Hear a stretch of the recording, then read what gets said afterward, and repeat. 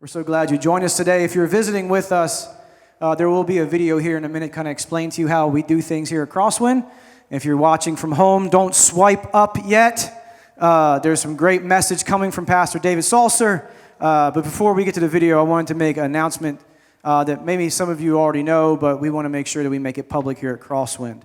A year ago, you remember me telling you a small little snippet that a preacher in Virginia told me that me and my wife together, that he was going to give us the right people, the right place, and the right plan. And a week later, we announced to you that we were going to plant a church in Annapolis.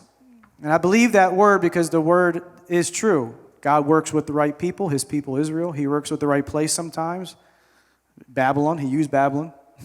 He used Rome. And he had a great plan. And we're all a part of it. And his name is Jesus.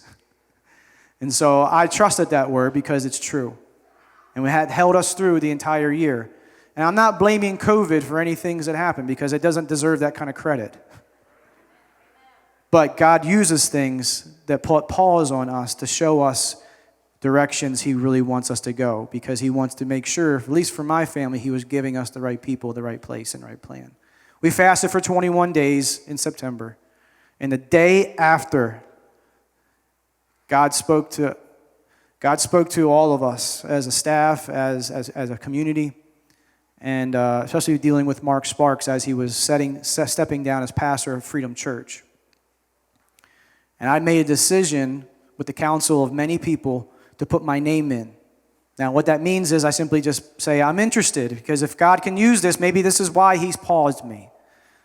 Not knowing anything about what's going on there. But over the process of the months, I noticed that they are a church who wants to plant churches.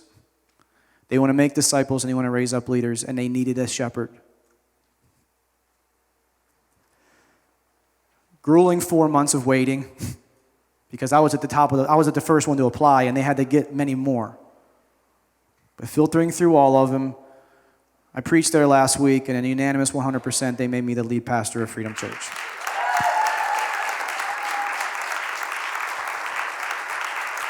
So, God be praised, because he gave me the right people, the right place, and the right plan.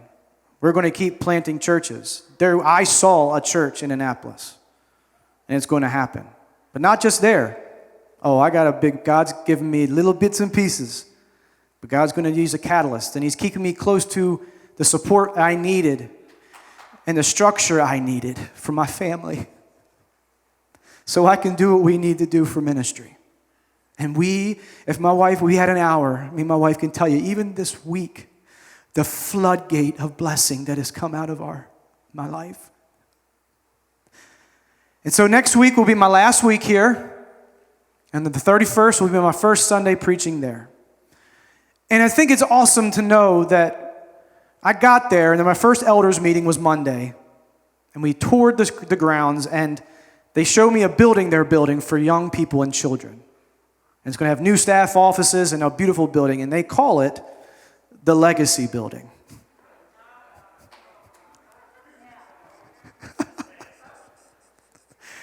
Come on.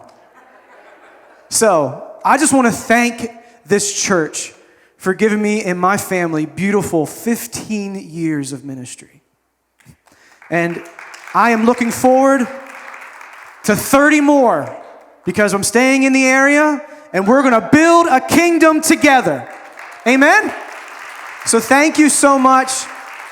Those who are visiting, thank you for bearing with me. I hate that I'm not going to be able to know you as much. I hope you stick around. The best thing you can do for your pastor this week is come on out next week and let's celebrate together what God's doing. It's okay in here. Wear your mask. Come on, let's fill this building up and celebrate what God's doing next. Amen?